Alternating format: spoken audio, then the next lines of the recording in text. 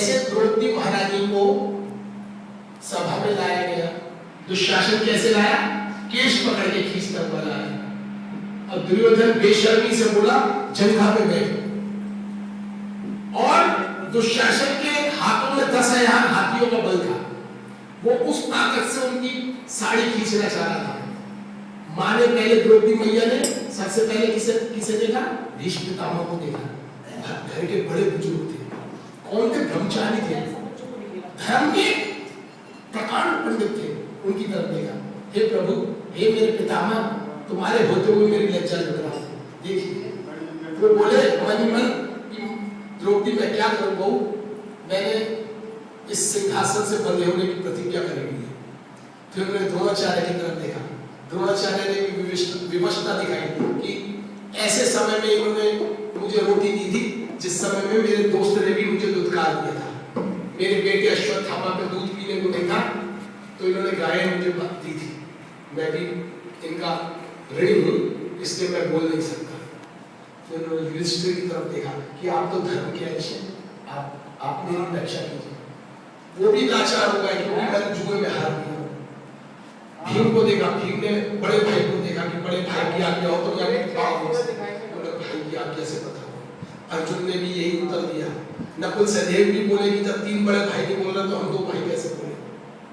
जब वो विवश हो गए तो उसने दोनों हाथ उठा लिए, सरेंडर। किनके आगे? खाना के आगे। हे द्वारकाधीश, मेरी लाल। आज सनातन धर्म पे वही संकट है।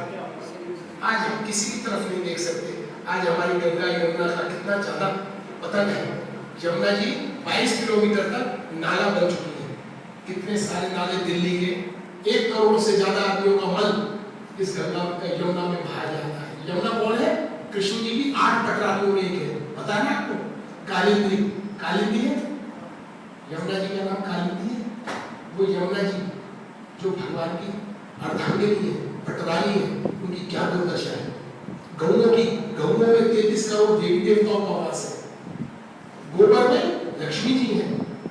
पूरे उनके अंगों में तरह तरह के देवी देवताओं का वास है, जिनका गौमूत्र, गोबर, ये सब औषधियां हैं जो हमेशा देती ही देती है, कभी कुछ नहीं लेती। जो घास काट के दूध देती है, दही देती है, घी देती है, उनको आज हमारे देश में पूरे विश्व में सबसे ज्यादा काटा जाता है। हमारा देश गौ मांस को निर्यात करने में प्रथम नंबर पे। पूरे विश्व में भारत देश का नंबर 1 है गौ मांस बेचने में विदेशों में। ऐसे समय में हम भगवान से कहना से ना कहें, जैसे द्रौपदी महाराज ने कहा, है कौन जो कि तुम में इस भार को उतारे। भार का मतलब ये नहीं है हिमालय पर्वत का भार, समुद्र का भार पृथ्वी पे इतना नहीं होता। गौ मांस खाने वालों का भार होता है। जो दूसरे की स्त्री को अपनी मां बहन बेटी नहीं समझते, उनका भार होता है। इस पृथ्वी पे किसका भार है? जो दूसरे की मां बहन बेटी को अपनी मां बहन बेटी नहीं समझता, वो भारी है, वो पृथ्वी पे भार है। धर्म कलयुग में रसातल हो गया। आज घर घर में पाप पलते हैं। आज घर घर में पाप पलते हैं। छद्म बाने में काल ने भी असुर पृथ्वी के प्राणियों को छलते हैं। ऐसे समय में हम यही तो कह सकते हैं, कौन जो कि तुम में इस भार होता है। तुम अचर अचर जगत के करतार होकर आते, जब जब अधर्म बढ़ता अवतार लेके आते। इस बार कल की बनकर कोना असुर संहारे, वैकुंठ धाम दासी धरती है। पाप छल कपट का छाया यहाँ अंधेरा, भगवान कब करोगे तुम सत्य का सवेरा। हम आस लेके आए दरबार में तुम्हारे। आज हम भगवान विष्णु जी को कल की रूप में पुकार रहे हैं। कोई सनातन धर्म की बात काट रहे हैं। बच्चों बताओ, तुम धर्म की बात समझते हो ना? तुम यहाँ धार्मिक पुस्तकें पढ़ते हो, धार्मिक माहौल में रहते, बताओ आप। अगर हम कहना से कह रहे हैं, कहना आ जाओ। देखो एक छोटा सा भजन सुनाता हूँ, इसी के आगे है